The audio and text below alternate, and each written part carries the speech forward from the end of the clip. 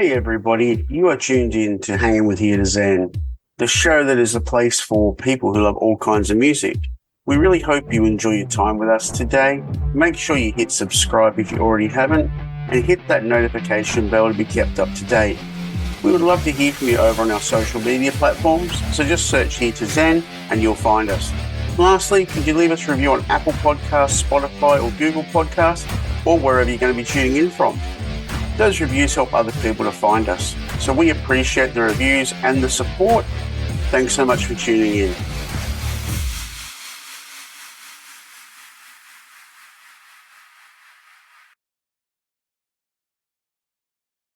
All right, so with the album, it's a prequel, so to speak. Whose idea was it to step backwards in the process? That was something that Matt brought to the table, because we had so much that we were writing about after, the lockdowns of 2020 and everything that happened in 2020 and 2021. We had a whole lot of stuff that we wanted to get off our chest. It seemed like every day, was the end of the world. And based on the songs that we were writing, one of them being Armageddon, we were actually going to call the album Armageddon. We were like, well, we have this other album called Day One, where there's a kid on a new planet looking back at an old planet after like the apocalypse had unfolded. He's like, we're going to a heavier sound, because we took a step back and looked at what really put the band on the map, and fans really liked the band's heavy sound. So on this album, we really wanted to make something heavy, and we had this apocalyptic sounding, album with a song called Armageddon, and Matt said, why don't we make this kind of like a prequel to Day One with the art and with all the lyrics and the imagery and all that stuff. And that's kind of where it came from. So how hard was that to step back though? Like you would have had to have revisited your old songs, number one, to find a way to tie in the new songs. Was there any crossover that became very difficult per se?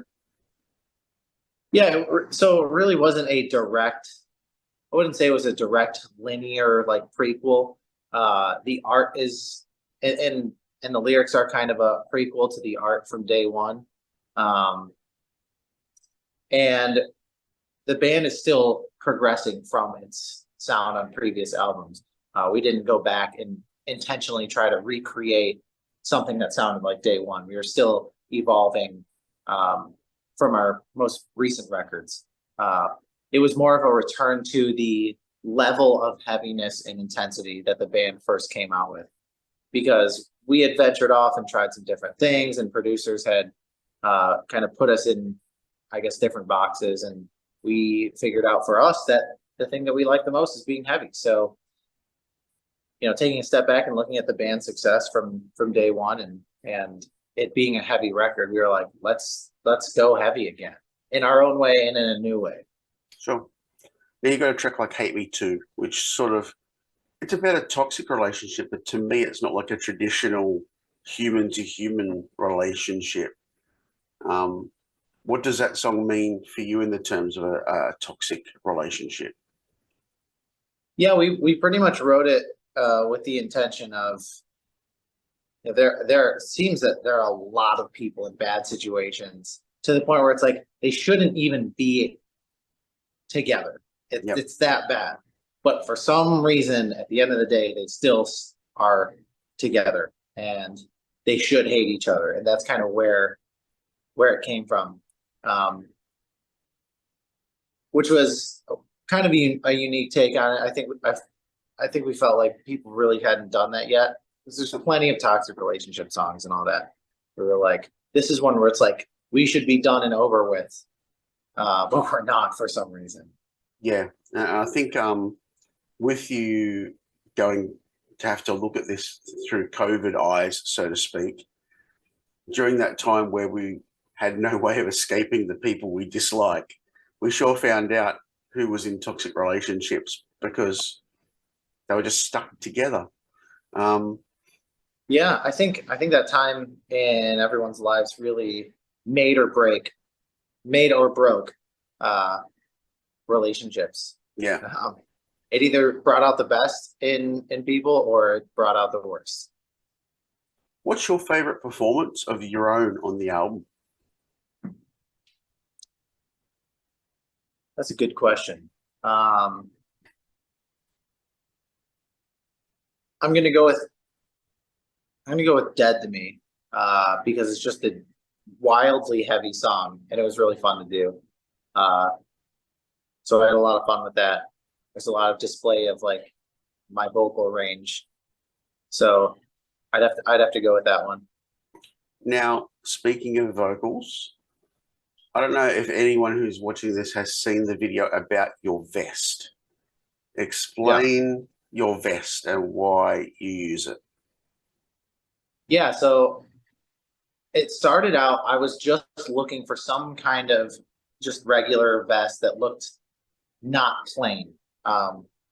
The idea was I was going to wear a sleeveless hoodie and a vest, or if I could get a hooded vest. That's what I was trying to go for. I was looking and looking and looking and looking, couldn't find anything. Everything was either just a tactical vest or just like a button-down denim vest. And I was like, none of the things that I wanted to go for. I wanted something that kind of looked like almost superhero-like, or just had a different kind of texture than just a denim vest or a tactical vest. Couldn't find anything for the longest time, and then I got an ad for this VR gaming vest, and I looked at it and I was like, that is sweet. And it definitely gives off the superhero look, which I'm big into like the superhero movies and superhero comics. And so I ordered it and I was like, maybe there's a way to get it to work with music the way it does with gaming. Because if you play gaming with it, it has feedback all over the place where there's vibrations and stuff. So if you're playing like a racing game, like you'll feel like vibrations, or a shooting game, if you get shot in the back, it'll vibrate on the back. So I looked through the manual and it does have an audio setting. So I was like, sweet, I'm pretty sure I can make this work. I download the app, I set it up so that it only responds to like the low end frequencies, the bass. And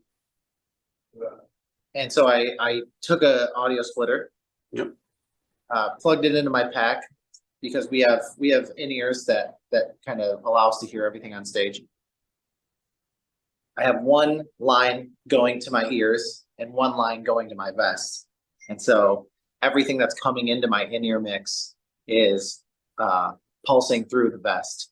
Whenever there's a bass drop or a kick drum or a really heavy drop of any kind, it would vibrate really intensely. And it was such a cool experience, because people think that, if you're on stage, that you should be able to feel it from the stage, but very, very rarely do you have that level of feedback. It's like having a massage gun on your entire body. There's just nothing like it. Has it ever gotten too much, ever too powerful? No. Right. No, it's just cool. It's just intense. So I think if it got too powerful, I'd probably have a heart attack. When it came back to the album, did you have any leftover tracks that you're holding back for maybe future single releases or a new edition? Yeah, we've got 2 or 3 songs that are going to come out at a later point as just kind of standalone tracks. It was really hard to pick the songs that were going to stay on the album. So I believe that they're really great songs, and I think the fans are going to love them. The saving grace of like cutting those from the album is that we knew that they would get their own spotlight, because we really liked these other songs. We were like, dang, we don't want to, cut this from the album, but we're like, well, on the upside, they do get their own spotlight. So we have a few songs, and they're going to be pretty awesome. Do you think that's important with music at the moment, where bands are releasing a lot of singles as opposed to a full album, to hold some back just to tide over fans, like when you finish an album cycle and things like that, just to keep yourself out there? Yeah, I think so, because we're kind of in a binge culture. People will finish an entire season of a television show and then just be like, when's the next one coming out? Like, they just put it out. Like, they probably haven't even started filming for the next one yet. So it's like, for music, we can put out, several singles, drop the album and then have a couple left in the chamber to kind of throw out in between, you know, that way people don't go too long without hearing anything from us. But at the same time, it works for some bands going away for a while. You know, my favorite band is Avenged Sevenfold. They didn't put out an album for 6 years. And, you know, that was kind of how they always were. They would be like 3-4 years in between each record. And then when it dropped, it was like people fiended for it. Yep. And like it made them crazy, you know? So it's different, you know, it's different for every band, every artist. I think for most bands, the steady stream music works really well. Yep.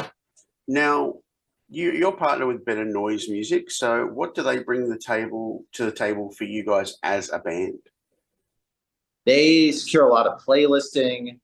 They have a lot of connections at radio and things of that nature. So that's a big role that they play in. They're the biggest radio, rock radio label.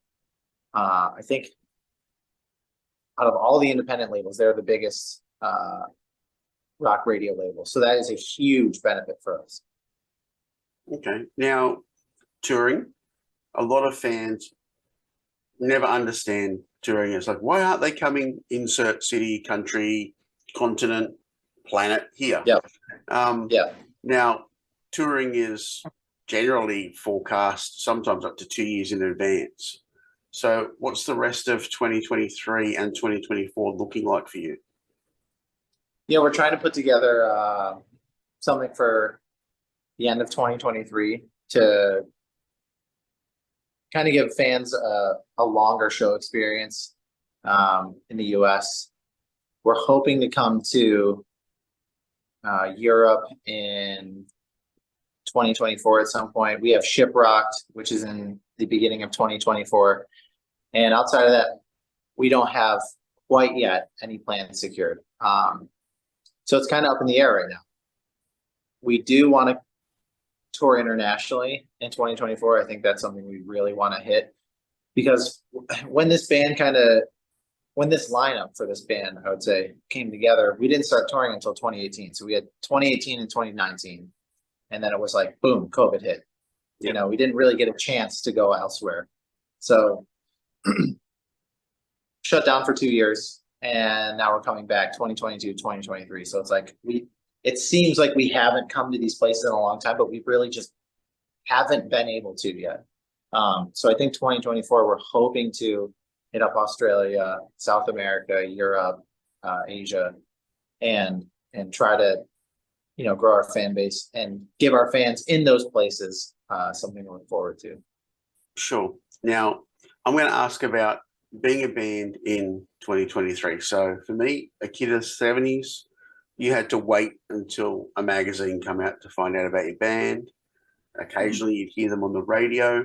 Now you guys, look, being in a band is a job already, but you've got this new job and it seems to be social media expert. How time consuming is it to stay on top of content for a young band, because you are a young band, and while you have a great team behind you, you're probably responsible for a lot of it yourself. How hard is that for you? Because I know as a web guy, like doing stuff for this site, it's hard.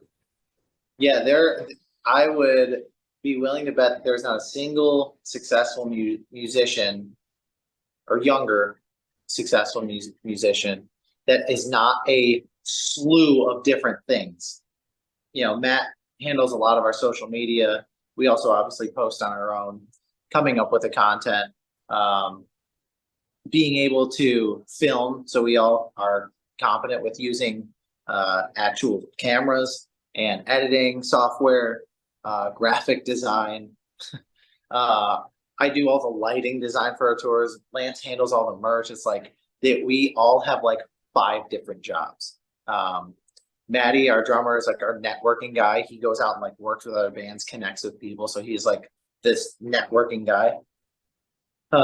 Yeah, we all have like multiple jobs, and it's all like almost a necessity if you want to succeed in the music industry nowadays. Whereas back in the day, it was just like they pretty much just hired out. It's like, you know, Lars Ulrich wouldn't be like a photographer on the side to like capture content and do certain things and then go and edit. He's like, no, he just hired somebody, you know. Yep. So it's crazy, but you know, it's also a good thing because there's a lot of really awesome skills that we get to learn. And I think that's a cool thing. Even though it is a lot of work, it's a really awesome thing to know. Do you think it gives you real-time answers on what's working for the band as well? Yeah, for sure. For sure. You know, with Lance handling merch, we get to see like what designs are working or not working. He talks to and works with the artists one-on-one. Same thing with Matt working on all the business stuff. He gets to see all the analytics on social media, see what's working and what's not working. So like, for instance, one of the things that's working for us, we don't know why, but it just is overdubbed live performances. So we'll take like a video of one of our songs of us performing, and then we overdub it with the song and we put a caption on it. We have like literally a dozen videos that have 1 million or more views on it with that, like that setup. And then we'll try other things, nothing. So it's very valuable getting real-time response from all these different avenues. Like, you know, what kind of photos are working, what kind of videos are working, what kind of merchandise is working, all that stuff. I'm totally overdubbing one of your songs over this interview now. That's perfect. Now, again, like there's so many variables that come into making a band a success. And a lot of fans really get, I'll say, butthurt when bands don't do what they want. What's the craziest thing you've heard about the band that's just not even close to true? Well, there are a lot of people who get upset that like we don't come to their specific area or whatever, and it's like that is one thing that's not really determined by us. Like we might want to go somewhere, but if there isn't a promoter in that city or in that area willing to like meet the guarantee amounts and all that stuff, and there isn't a venue that's willing to accept that show, then we just can't play there. So, and so all that stuff depends. There are people who get really mad that we don't come to certain places. People accuse us of just ripping off Linkin Park, which is just so unbelievably not true. Like, are we inspired by them? Of course we are, but we all grew up on that music. Yeah. And you know, but Matt himself, he never studied Mike Shinoda. I never studied Chester Bennington. We just happen to have similar sounding voices. And Linkin Park kind of went more of a mainstream pop route. That's not what we're doing. Like, we're going heavier. We have metalcore influences. Linkin Park was never metalcore. So sometimes those comparisons and people accusing us of ripping them off are just absurd, completely absurd. Yeah. The worst one of all, though, is accusing us of lip syncing. And that happened recently. And there's just nothing that grinds my gears more because, you know, we bust our asses to sound good. It's a really hard thing to do, especially for vocalists. Yep. And so on this tour, we were at a show and we were having mic issues where our mics were dropping out. So it's like, if anything, that should tell you that our vocals are live. Well, there's a guy at the show and he was like, I just saw them lip syncing, and he's like on this music group, like totally just like slandering our name. And I was like, dude, I cannot have this like be a rumor that gets around and people just accept at face value. So I had to like go in there and argue with this guy and be like, show me the video, because he claims to have videos. And he didn't have them. He's like, I deleted them because I actually like you guys. It's like, oh, bullshit, dude. Like, you're full of it. So I went and found the videos, posted them. I was like, show me where I'm lip syncing. Like, and it's a whole video. You can hear our mics cutting out. Matt had to go and like re-scan them so that we could sync them, which caused my mic to drop out. And I come back on at the end, right towards the end of the song, and start singing again. And it's like, especially for me, I sucked at singing for a really long time. It's been a really hard journey. I'm not a naturally gifted singer, and a lot of times I don't feel that I have the greatest tone of voice. And I've always just tried to bust my ass to try to be as great as I can be. And so there will never be a day that I lip sync The same goes for Matt, because, you know, we worked really hard to be able to show our vocal prowess. And it's like, that is one of the craziest things that people say about us that I think is just absurd. But yeah, that's probably the top one. All right, now that leads to my final question. Phones in the front row, pro or con? It doesn't really make a difference to me. I would say a pro, because it's like social media content and stuff like that. People posting videos that we can then reshare. I don't know if you're referring to the Miranda Lambert thing. No. So she was at a, you know, performing, and there were people, I guess, like taking pictures of themselves in the front row, and she like pointed them out and got mad. And a lot of people were like bothered that she pointed them out. Other people were defending her. And when I saw the photo come out, it's like, these bitches look like they were doing a fucking photo shoot in front of her stage. Like, I was like, the lighting on this photo, it looks like they have soft boxes set up. Like there's like lights. So they had to have been using flash, which there are venues that won't let you do that. Yeah. Because it can't be distracting for the artist. They're like turned away from the stage, so like Miranda's right behind her, and they're like posing, and they have drinks, and like there's lights. I was like, yeah, I would be pissed because that's some crazy shit to like be at the front of the show and be incredibly distracting, and to make it about yourself when there's a whole show going on and the artist is trying to perform and can see that it's happening and gets distracted. Outside of that, I always love seeing phones out. I always love seeing videos of us performing, people taking photos, all that stuff.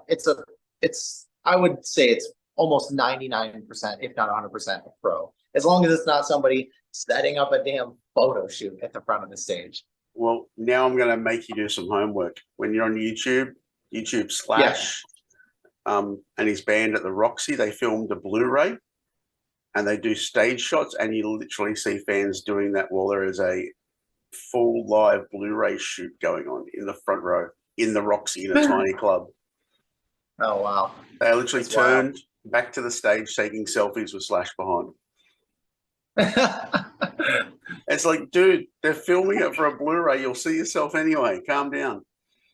Oh my gosh. Yeah, I guess they should have had a no photos or no phones out sign, or I don't know, something. Well, what do you think about artists that ask fans to lock phones away and stuff in those little bags? I guess I get it. If you're at a level where it's like you don't really need a whole lot of photos and people sharing things, then I guess I do get it, because there are like all these sites like setlist.fm where it's like people just go and they spoil the whole set list. And it's like knowing the plot to a movie before you go and see it. It's like, why would you ruin it for yourself? If people take pictures of certain things and there's like a certain stage set up and they've got certain theatrics, like maybe they don't want that to get out to the public. I always err on the side of like, I'd rather not know anything about a show going into it, so that I can just enjoy it without being like, oh, this is going to happen here and this happens here and yada yada. It's like, but not everybody's like that. So I get why some artists would want phones locked away at a show if that's something that they're doing. You know, if they're trying to have a surprise or a special thing going on or whatever. Awesome, man. So I will let you get ready probably for your next interview. Third time was the charm. We nailed it. Congrats on the album. I love how it's dark, it's gritty, it's emotional. It makes you think a little bit, which I quite like in an album. I like to finish an album and go, what the fuck just happened? I better go listen to it again. All right. So, thank you, man. I appreciate it. Yeah, hopefully we'll see you next year, man. I hope so too. All right. Thanks for your time. Yep. Take care. See ya. See ya.